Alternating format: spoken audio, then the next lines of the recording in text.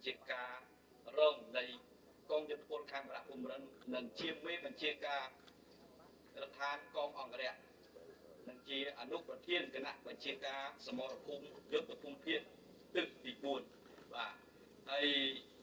ក្នុងនាមខ្ញុំជាអ្នកតំណាងឲ្យគណៈបកសម្ព័ន្ធភាពក៏ដូចជាដឹកនាំនៅអំណោយដ៏ជ្រះថ្លាពីអាដាមប្រធានទាំងអស់ដែលនៅខាងក្រៅខ្ញុំនេះដែលគាត់បានបរិច្ចាគនៅសាច់ប្រាក់ក៏ដូចជាគ្រឿងឧបភោគបរិភោគផ្សេងជូនដល់បងប្អូនបាទហើយអ្វីដែលខ្ញុំសូមជួបនៅថ្ងៃនេះគឺខ្ញុំចង់ឃើញស្នាមញញឹមក៏ដូចជាការសហការពីអ្នកនយោបាយទាំងអស់ជាមួយនឹងកងកម្លាំងបើទោះបីជាគណៈបកនយោបាយនៅក្រៅសភាក៏ពិតមែនក៏ប៉ុន្តែបេះដូងជាខ្មែរគឺយើងមិនអាចឃ្លាតចាកឆ្ងាយពីខ្មែរគ្នាយើងបាក់ជាដាច់ខាត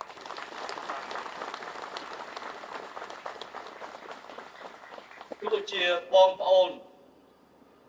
នៅខាងមុខតែយើងខ្ញុំទាំងអស់គ្នានៅខាងក្រោយក៏ពិតមែនយើងមិនអាចដើរចោលគ្នាបានជាដាច់ខាតអំណោយលើកនេះបាទអំណោយលើកនេះមិនមែនជាលើកចុងក្រោយទេយើងនៅតែបន្តនៅការជួយឧបត្ថម្ភហើយខ្ញុំនិយាយបែបនេះមិនមែនកងយុទ្ធពលខ្វះអំណោយទេខ្វះស្ពានខ្វះអាហារទេមានគ្រប់គ្រាន់តែជាទឹកចិត្តនៃស្មារតីជាតិនិយមការពារទឹកដីអស់លោកស្រឡាញ់ទឹកដីអស់លោកខ្ញុំក៏ស្រឡាញ់ទឹកដីខ្ញុំដែរប្រទេសខ្ញុំទូចក៏ប៉ុន្តែមានខ្មែរស្មារតីការពារជាតិបូរណភាពទឹកដីមានដូចគ្នាបាទហើយអស់លោកចង់មានគេហៅថា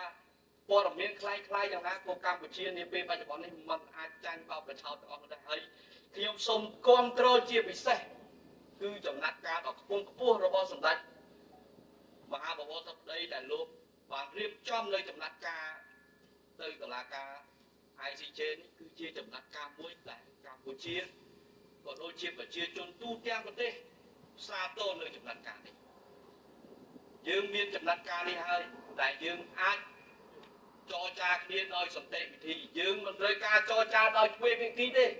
យើងត្រូវការចរចាដោយសន្តិវិធីដោយមានតុលាការជាសាក្សីជាអ្នកកាត់ក្តីជូនប្រទេសរបស់យើង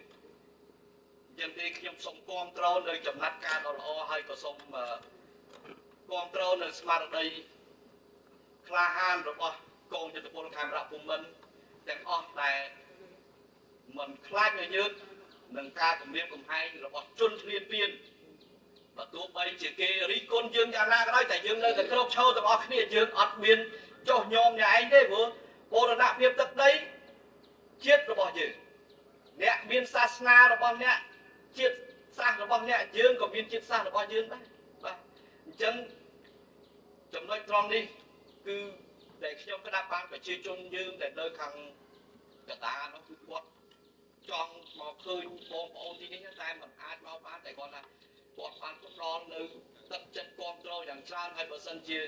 យើងរៀបចំនៅគេហៅថាមូលនិធិដើម្បីជួយផ្ដល់គាំទ្របន្តទៀតគឺគាត់នឹងចូលរួមកាន់តែខ្លាំងអញ្ចឹងសូមបងប្អូនទាំងអស់គ្នាហើយមានកម្លាំងចិត្តចូលរួមនៅក្នុងកិច្ចការងារនេះហើយកុំភ្លេចថាយើងខ្ញុំទាំងអស់គ្នាជាអ្នកនយោបាយគឺមិនដើររៀនថយក្រោយទេមិនមែនអង្គុយនិយាយតែតបហើយទៅសេតែកណ្ដាស់បោះគាំទ្រអត់ទេត្រូវតែចុះមកដល់ទីតាំងតែម្ដងបាទហើយខ្ញុំក៏សូមអរគុណដល់អ្នកដឹកនាំនៅទីនេះដែលបានរៀបចំឲ្យគណៈរដ្ឋភូយើងខ្ញុំទាំងអស់គ្នាបានមកអង្គុយពិភាក្សាហើយជាចុងក្រោយនេះខ្ញុំសូមថ្លែងអំណរគុណយ៉ាងជ្រាលជ្រៅហើយក៏សូមជូនពរឲ្យបន្តមុនខ្ញុំបញ្ចប់ទៅខ្ញុំសូមបញ្ជាក់ថាខ្ញុំនឹងជូនទៅដល់អាដាមញឹកគុណឆៃដែលលោកជាប្រធានរដ្ឋភូនៃគណៈបកខ្មែររួមជាតិហើយលោកជាទាហានជើងចាស់ដែរមែនទេអាដាមថាបាទជាអ្នកស្គាល់ភូមិសាស្ត្រច្បាស់ណាស់តែនេះគឺសោកហ្មងសោកអស់ហើយបាទចឹងនេះហើយជាពិសេសទៅទៀតលោកមានអំណោយនោះគឺថ្លៃថ្លាណាស់ពិសេសជាងគេគឺឆ្នាំភាសាពឹស1600កប៉ុងបាទបើគិតជាសាច់ប្រាក់វា$4800បាទចឹងច្រើនលើក នេះប្រវត្តិរណាចឹងបងតបតាច់ជាប់តាមខ្លួនទៅសម្រាប់ពេលមានបញ្ហាយើងអាចព្យាបាលទាន់ពេលវេលាបាទចឹងទេខ្ញុំសូមគោរពជូនពរនិងថ្លែងអំណរគុណហើយក៏ជូនពរដល់អាយដាមលោកជំទាវទាំងអស់ដែលបានមានវត្តមាននៅទីនេះសូមឲ្យទេវតាថែរក្សានៅប្រាសាទព្រះវិហារក៏ដូចជាទឹកដីអច្ឆរិយៈរបស់កម្ពុជានេះជួយคุ้មគ្រងថែរក្សាកងទ័ពកម្ពុជាទូទាំងប្រទេសនេះសូមឲ្យទទួលបានជោគជ័យនិងសុខសាន្តគ្រប់ទីកន្លែងព្រមទាំងប្រកបទៅដោយពុទ្ធពរទាំង4ប្រការគឺអាយុវណ្ណៈសុខៈពលៈកំបីគ្លៀងគ្លាតឡើយបាទសូមអរគុណ